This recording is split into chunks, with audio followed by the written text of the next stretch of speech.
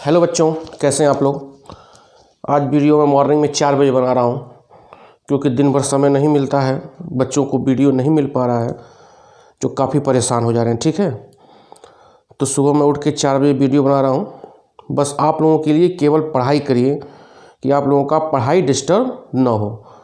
आज coordination compound का lecture number 10 का वीडियो बन रहा है। ठीक है, लेक्चर नंबर 10 का वीडियो बन रहा है। इस वीडियो से इंटरमीडिएट 12th क्लास में कम से कम 3 या 4 नंबर का ही सवाल आएगा। 3-4 नंबर का मैथमेटिकल सवाल आएगा। इंटरमीडिएट में कंपटीशन में भी तीन ऑब्जेक्टिव बनेंगे इस हेडिंग से जो बताने जा रहा हूं। और बीएससी में सेकेंड ईयर की बात मैं कर रहा हूं, उसमें 12 नंबर का सवाल आएगा। तो आज का बड़ा महत्वपूर्ण टॉपिक है। आज हम लोग क्या देखेंगे, balance bond theory. Balance bond theory इन कोऑर्डिनेशन कंपाउंड। किसमें देखेंगे? Coordination compound. केमिकल बॉन्डिंग में भी तुम लोग पढ़े थे। केमिकल बॉन्डिंग से यह अलग है। तो क्या है? बैलेंस बॉन्ड थ्योरी इन कोऑर्डिनेशन कंपाउंड। क्लियर हो रहा है? बैलेंस बॉन्ड थ्योरी क्या बताता है बेटा? बैलेंस बॉन्ड थ्योरी एक्सप्लेन करता है या पूरा बताता है, एक्सप्लेन इन कोऑर्डिनेशन कंपाउंड। किसमें बताता है? कोऑर्डिनेशन कंपाउंड में। Explain in coordination compound. क्या एक्सप्लेन करता है कोऑर्डिनेशन कंपाउंड में? कि bonding between ligand and metal ion. Clear हो रहा है? Metal ion. क्या कहा जा रहा है कि बैलेंस बॉन्ड थ्योरी यह एक्सप्लेन करता है कि किसी भी कोऑर्डिनेशन कंपाउंड में लिगांड और मेटल के बीच में बॉन्ड का फॉर्मेशन कैसे होता है, वह कौन सी थ्योरी एक्सप्लेन करती है। This theory is known as valence bond theory. Is that clear? What I am say? Clear हो रहा है? तो किसी भी कोऑर्डिनेशन कंपाउंड का फॉर्मेशन लिगांड और मेटल से होता है। यह लिगांड और मेटल के बीच में बॉन्ड कैसे बनता है, इसी थ्योरी को जो भी थ्योरी एक्सप्लेन कर रही है, इसी कॉन्सेप्ट को जो थ्योरी एक्सप्लेन कर रही है, this concept is known as valence bond theory. ठीक है, आओ देखते हैं क्या कहता है ये थ्योरी। नोट्स आपको पीडीएफ में मिल जाएगा अभी लिंक।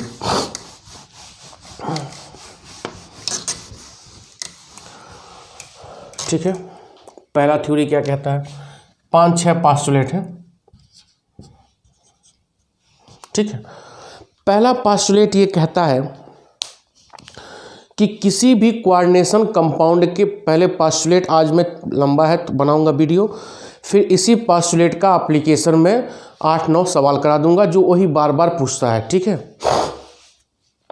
क्या कहता है? एकदम आपको दिमाग खोल के सुनना है और पूरा पढ़ना। थ्योरी लिखने के लिए भी आती है। कोऑर्डिनेशन कंपाउंड के फॉर्मेशन में ध्यान दीजिएगा। कोऑर्डिनेशन कंपाउंड के फॉर्मेशन में जो मेटल आयन होता है, वह लिगांड के लिए ऑर्बिटल प्रोवाइड कराता है। नहीं समझ में आया? पहला पॉइंट क्या है कि किसी भी कोऑर्डिनेशन कंपाउंड के फॉर्मेशन के लिए जो मेटल आयन होता है, वह अपना ऑर्बिटल खाली करता है। प्रोवाइड कराना मतलब क्या हो गया? खाली कराता है। अपने इलेक्ट्रॉन को पेयर कराने का प्रयास करता है, या अपने खाली ऑर्बिटल को क्या करता है? दे देता है किसको? लिगांड को। मतलब in coordination compound formation metal ion provided orbital to the ligand. Clear हो रहा है? बोलो। वह लिगांड को अपना ऑर्बिटल देने का प्रयास करता है, या प्रोवाइड कराता है, या अपना स्थान खाली करता है ऑर्बिटल का कि भैया लिगांड तुम मेरे पास आओ।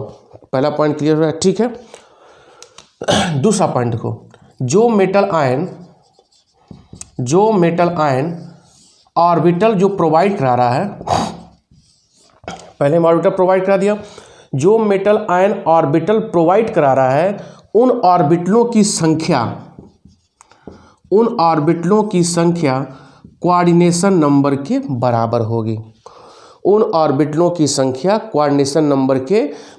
होगी। अगर कोऑर्डिनेशन नंबर 4 है तो ऑर्बिटल कितने मिलेंगे आपको? 4 ऑर्बिटल मिलेंगे। ठीक है, अगर कोऑर्डिनेशन नंबर 6 है तो कितने ऑर्बिटल मिलेंगे?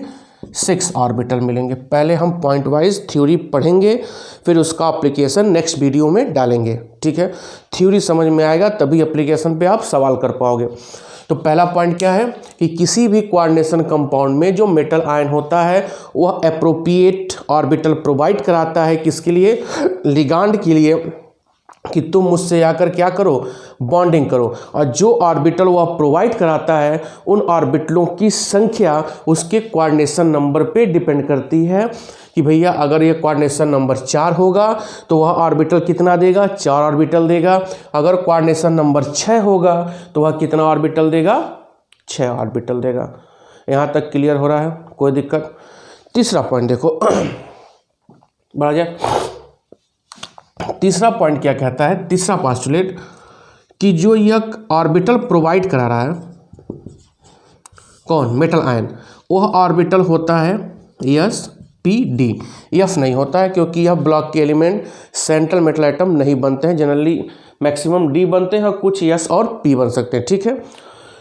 तो जो मेटल आयन के sp_d ऑर्बिटल हैं वह अपनी एनर्जी को बराबर करने के लिए आपस में इंटरमिक्स होंगे, आपस में इंटरमिक्स होंगे, मतलब क्या शो करेंगे, हाइब्रिडाइजेशन शो करेंगे। यहीं से हाइब्रिडाइजेशन भी निकालेंगे, आपस में इंटरमिक्स होंगे और हाइब्रिडाइजेशन शो करने के बाद इक्विवेलेंट ऑर्बिटल बनाएंगे। क्या बनाएंगे, इक्विवेलेंट ऑर्बिटल बनाएंगे। इन इक्विवेलेंट ऑर्बिटल को हम बोलेंगे हाइब्रिड ऑर्बिटल। क्या बोलेंगे, हाइब्रिड ऑर्बिटल। नहीं समझ में आया, आ रहा है क्या है, ऑर्बिटल खाली करा दिया, उन ऑर्बिटलों की संख्या कोऑर्डिनेशन नंबर के बराबर होगी। फिर अब खाली ऑर्बिटल तो भाई कोई s का होगा, कोई p का होगा, कोई d का होगा, तो अपनी एनर्जी को बराबर करने के लिए आपस में इंटरमिक्स होकर एक नया इक्विवेलेंट ऑर्बिटल बनाएंगे, जिसको हम क्या बोल रहे हैं, हाइब्रिड ऑर्बिटल बोल रहे हैं। क्लियर हो रहा है, क्या बोल रहे हैं, हाइब्रिड ऑर्बिटल।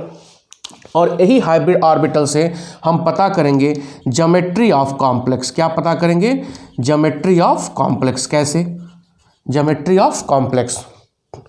अरे यार हाइब्रिड ऑर्बिटल sp3 होगा, टेट्राहेड्रल होगा, dsp2 होगा तो स्क्वायर प्लेन होगा। क्लियर हो रहा है, मतलब जो ऑर्बिटल खाली हो रहा है इंटरमिक्स होने के बाद हाइब्रिड ऑर्बिटल बना रहा है, और वही हाइब्रिड ऑर्बिटल हम देख के क्या करेंगे, बता सकते हैं कि भैया उस कॉम्प्लेक्स की ज्योमेट्री क्या होगी। आओ देखते हैं, मिटाए, सब नोट्स में है, निश्चित रहना।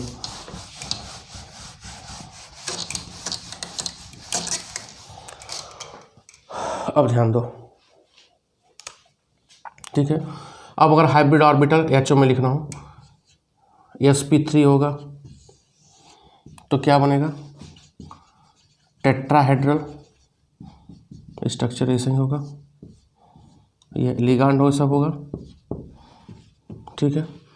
अगर हाइब्रिड ऑर्बिटल dsp2 होगा तो क्या बनेगा, स्क्वायर प्लेनर बनेगा। क्या बनेगा, स्क्वायर प्लेनर।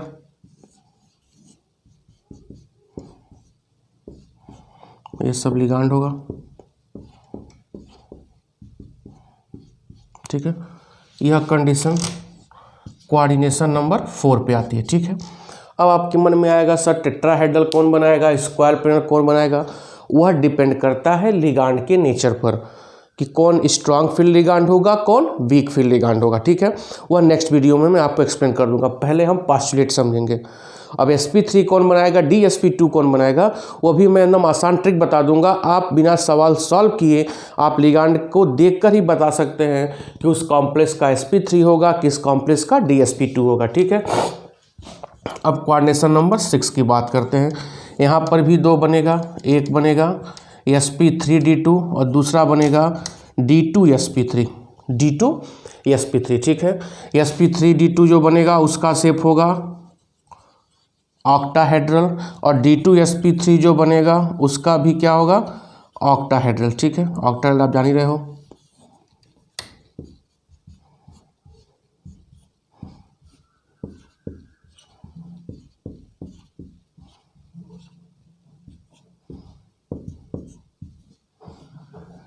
ठीक है, ऑक्टाहेड्रल। क्लियर हो रहा है। तो हाइब्रिड ऑर्बिटल से हम, ये सब हाइब्रिड ऑर्बिटल है, हम हाइब्रिड और देखो 4 और 6 ही सिलेबस में है, 5 और नहीं पढ़ना है, बिना मतलब है, ठीक है। चाहे वह नीट हो, चाहे IIT हो, चाहे JEM हो, चाहे BSc हो, चाहे इंटरमीडिएट हो। तो हाइब्रिड ऑर्बिटल देख के हम क्या पता कर रहे हैं, shape of the complex. Clear हो गया। ये अभी तीसरा पास्टुलेट चल रहा है। चौथा देखो, मिटा रहा हूं मैं।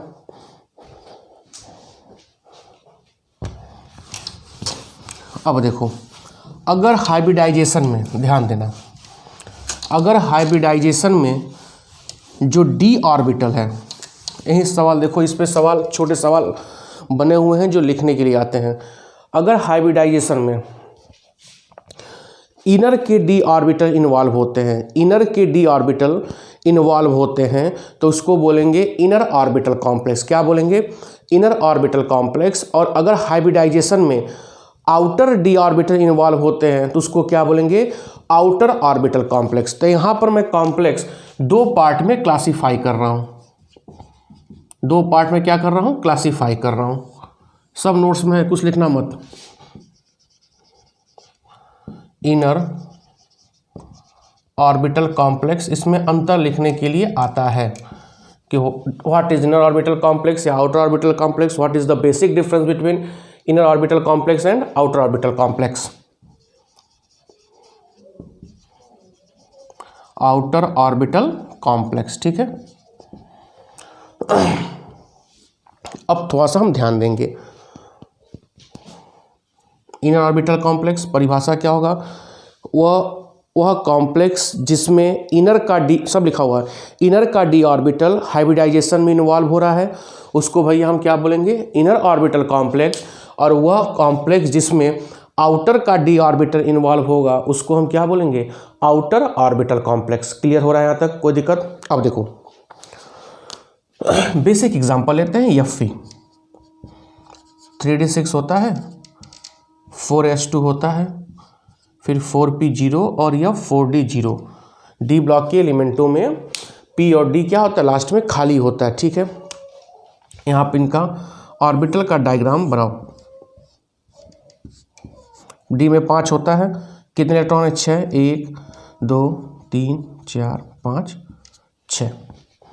4s में 2 इलेक्ट्रॉन है, p क्या है? खाली है, d भी खाली है, ठीक है। यहाँ पे बना लो, सेम ले लो, कोई ले सकते हो, ये सबसे सिंपलेस्ट है समझाने के लिए। 4s2 4p0 और 4d0। 1 2 3 4 5 6। 4s में 2 है, 4p 4d, ठीक है।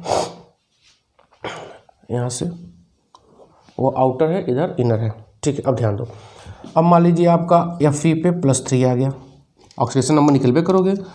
Fe पे +3 आ गया, ऑक्सीडेशन नंबर निकालने आता है ना, मैं कॉम्प्लेक्स दूंगा तब। पहले ग्राउंड स्टेट में लिखेंगे, फिर किस में लिखेंगे? आयनिक स्टेट, ठीक आने वाली थी आयनिक, ठीक है। अब देखो, +3 मान लो आ गया, +2 भी आ सकता है, ठीक है। वो डिपेंड करेगा कौन सा लिगांड है। मैं इनर ऑर्बिटल और आउटर ऑर्बिटल समझाने का प्रयास कर रहा हूँ। मैं धीरे बोल रहा हूँ क्योंकि बच्चे अगर सो रहे हैं मेरे बच्चे। तो +3 आ गया तो 3 इलेक्ट्रॉन गायब हो जाएगा, 3d 5 हो जाएगा। यहाँ पर 4s0 4p0 और 4d0 हो जाएगा ना। अब बनाओ,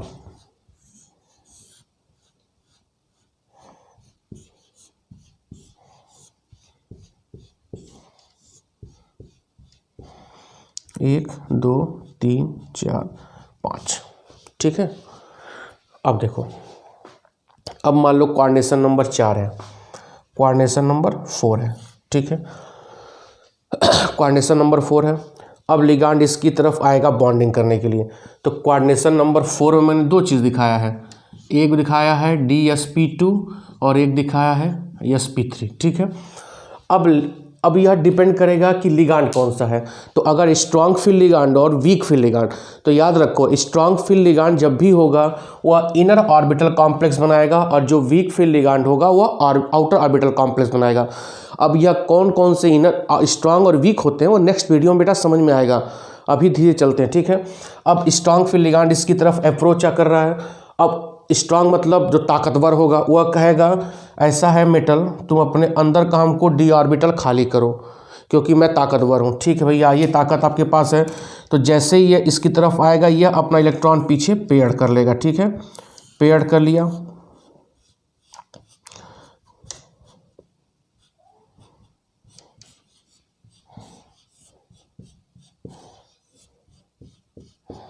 अब देखो एक डी बचा, एक एस और 2 पी, ये आपस में हाइब्रिडाइज हुआ, क्या बना DsP2।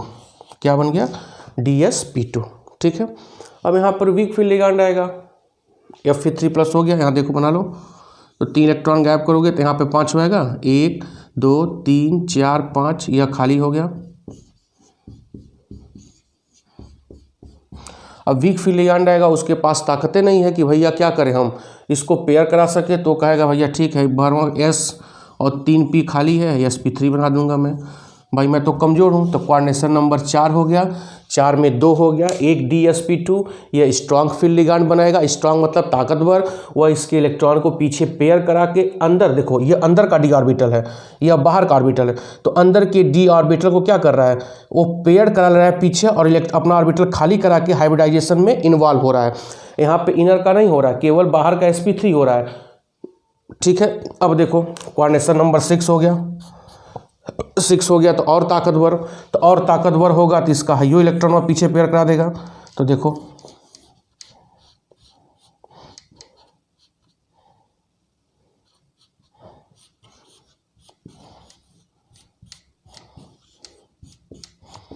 तो D2Sp3,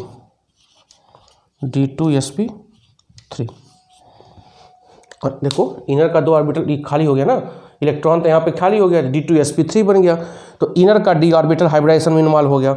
और कौन ये कर रहा है, स्ट्रॉन्ग फील्ड लिगांड कर रहा है, क्योंकि अंदर का ऑर्बिटल खाली हो जा रहा है। क्लियर हो रहा है। अब ध्यान दो, जब 3d54s0 था तो अनपेयर इलेक्ट्रॉन कितने थे, 1 2 3 4 5, और जब इसकी तरफ स्ट्रॉन्ग फील्ड लिगांड इसकी तरफ अप्रोच कर रहा है तो अनपेयर इलेक्ट्रॉनों की संख्या पहले 5 से अब कितनी हो गई, 3, और जब कोऑर्डिनेशन नंबर 6 हुआ तो 1। कहने का क्या मतलब है, इनर ऑर्बिटल कॉम्प्लेक्स में मेटल अपना इलेक्ट्रॉन क्या करा रहा है, पेयर्ड करा रहा है, तो पेयर्ड कराने की वजह से उसमें अनपेयर इलेक्ट्रॉनों की संख्या क्या हो रही है, घट रही है। यही कारण है कि इनर ऑर्बिटल कॉम्प्लेक्स को हम बोलते हैं लो स्पिन कॉम्प्लेक्स। क्या बोलते हैं, लो स्पिन कॉम्प्लेक्स। जेम में बहुत पूछता है, कोई कॉम्प्लेक्स देगा, पूछेगा भैया इसमें लो स्पिन कौन है, हाई स्पिन कौन है। इतना करने की ज़रूरत नहीं है, मैं आपको नेक्स्ट वीडियो में ट्रिक बताऊंगा, लेकिन आपको जब थ्योरी लिखना होगा एग्जाम में, बोर्ड BSc DDU में, तो इस तरह एक्सप्लेन करना पड़ेगा, मैं सिखाऊंगा। ठीक है, यहाँ तक क्लियर हुआ है। अब मान लो कोऑर्डिनेशन नंबर 6 है, कोऑर्डिनेशन नंबर 6, ये बनाओ ऊपर वाला फिर से, 1 2 3 4 5 बना, यह S, यह 3 हो गया, यह D हो गया। अब कोऑर्डिनेशन नंबर 6 है, ताकतवर लिगांड आएगा नहीं, तो जब ताकतवर नहीं आएगा तो इसको पेयर नहीं करा पाएगा, तो क्या बनाएगा, Sp3D2। क्या बना लेगा, Sp3D2। अब देखो जब ताकतवर था तो इनर का डी ऑर्बिटल था, जब ताकतवर नहीं है तो आउटर का डी ऑर्बिटल है। ठीक है, तो इसको क्या बोलेंगे, आउटर ऑर्बिटल कॉम्प्लेक्स। अब यहाँ देखो पहले भी 5 था, अब भी 5 है, अनपेयर इलेक्ट्रॉनों की संख्या घट नहीं रही है, तो इसको हम बोलेंगे हाई स्पिन कॉम्प्लेक्स। क्या बोलेंगे, हाई स्पिन कॉम्प्लेक्स। तो यह बेसिक अंतर है, परिभाषा भी आपको लिखा गया है, इस तरह आप डायग्राम बनाएंगे, तो समझ में आ गया।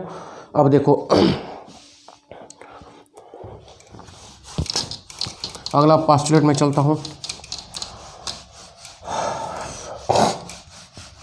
अगला पोस्टुलेट इसमें बोला गया है कि हर लिगांड के पास अपना ऑर्बिटल होगा और उस ऑर्बिटल में उसका लोन पेयर या निगेटिव चार्ज होगा। मतलब ईच लिगांड, 5वां 6वां जो भी हो, ईच लिगांड या चौथा होगा, each ligand contain orbital in which lone pair is present. उसमें उसका लोन पेयर क्या होगा, प्रेजेंट होगा। ठीक है, अगला लास्ट देखो। अब जो इम्पटी ऑर्बिटल किसका है, मेटल का जो हाइब्रिड ऑर्बिटल है, मेटल का हाइब्रिड ऑर्बिटल जो अभी बनाया है, चाहे वो Sp3 हो चाहे DsP2 हो, उस हाइब्रिड ऑर्बिटल में यह अपना लिगांड, जो लिगांड के पास ये ऑर्बिटल है, इस ऑर्बिटल, लिगांड का ऑर्बिटल, यह लिगांड ऑर्बिटल हो गया, यह हाइब्रिड ऑर्बिटल हो गया, वह आपस में दोनों ओवरलैप करेंगे। ओवरलैप करने के बाद कोवैलेंट कोऑर्डिनेट बॉन्ड बनाएंगे, तब जाकर उनके बीच में क्या होगा, बॉन्डिंग होगा। क्लियर हो रहा है। लास्ट वाला पोस्टुलेट मैं तेजी से बता दिया हूँ। लास्ट वाले में क्या है, लिगांड के पास अपना ऑर्बिटल होगा, उसमें उसके इलेक्ट्रॉन्स होंगे और मेटल अपना हाइब्रिड ऑर्बिटल तो बना ही लिया है, वो इनर ऑर्बिटल हो चाहे आउटर ऑर्बिटल हो वो डिपेंड नहीं करेगा, ठीक है। मतलब इनर ऑर्बिटल होगा तो D2sp2 बनेगा, D2sp3 बनेगा, आउटर होगा तो sp3d2 बनेगा, ठीक है। अब यह खाली ऑर्बिटल ना, अभी खाली हो गया ना, हाइब्रिड ऑर्बिटल खाली है, तो इस खाली हाइब्रिड ऑर्बिटल में यह लिगांड अपना ऑर्बिटल जो इलेक्ट्रॉन वाला आपस में ओवरलैप कर लेंगे और कोऑर्डिनेट कोवैलेंट बॉन्ड बना लेंगे, तब जाकर उनके बीच में बॉन्डिंग हो जाएगा और कोऑर्डिनेशन कॉम्प्लेक्स का फॉर्मेशन हो जाएगा, ठीक है। उसी तरह इसमें भी होगा। यह बैलेंस बॉन्ड थ्योरी लिखने के लिए आपको आती है, इस पे सवाल मैं नेक्स्ट वीडियो में बनाऊंगा, इसको आपको सही समझना पड़ेगा और आपको इसमें नोट्स मिला हुआ है, ठीक है। बहुत बहुत धन्यवाद, थैंक यू।